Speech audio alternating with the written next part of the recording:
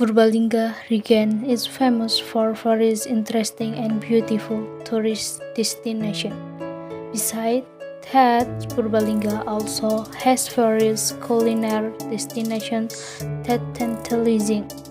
One of the typical food of Purbalingga that you must try when visit there, calling buntil, may feel foreign to some city people, especially those who have never enjoyed it.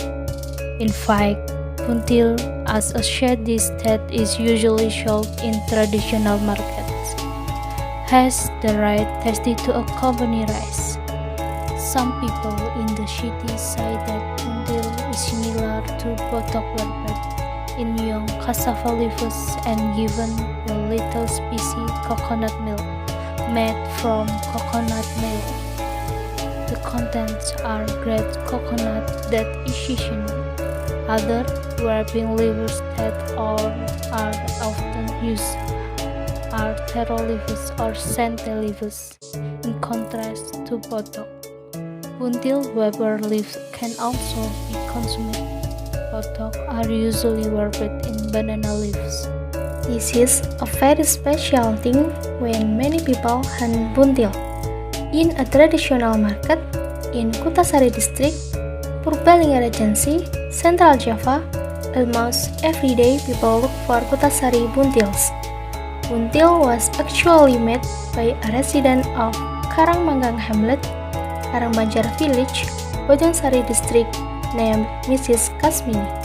However, Kasmini, who had been selling buntil 44 years ago, mostly sells in Kutasari. Finally, the buntil tends to be called the Kutasari buntil. According to Mrs. Kasmini, she started selling buntil after marrying young at the age of 14. At the time, he continued his parent trade. Kasmini finally chose one corner of the Kutasari market as a place to sell. Kasmini's buntil is arguably very special. Although the ingredients are not much different from the buntil belonging to the other traders, it is the buntil seasoning that Mrs. Kasmini makes that makes the buntil. Even so special, Mrs. Kasmini buntil is often ordered by the Purbalingga district government for food menus for official requests from big cities.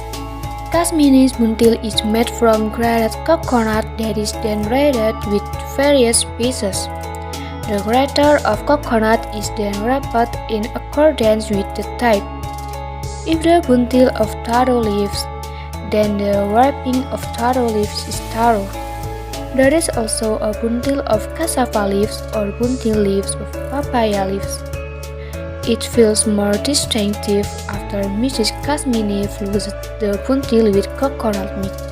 The characteristic of Carangmanggang buntil makes many people willing to queue every morning. In fact, if it's Sunday morning, the queue for buying buntil Mrs. Kasmini at Kutasari market can be said to be in the tens. On Sunday, I prepare 5 pots. Each pot contains 100 buntil, said Mrs. Kasmini. For normal days, Mrs. Kasmini prepares 2 pots of buntil.